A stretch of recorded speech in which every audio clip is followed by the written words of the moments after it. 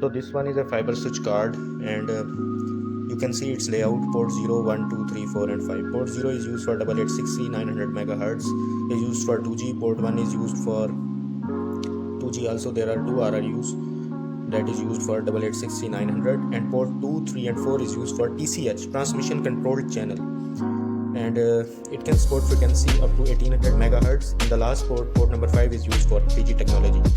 FS card can support 2G plus 3G technology. 2G technology is related to GSM, in which two carrier frequencies can be added like BCCH and TCCH. BCCH is a broadcast control channel and TCCH is a transmission control channel. And TCCH is related to our daily calls, speech and voice data, and BCCH is related to the connectivity of our base station to our mobile station. 3G is related to UMTS and it can support 2100 megahertz.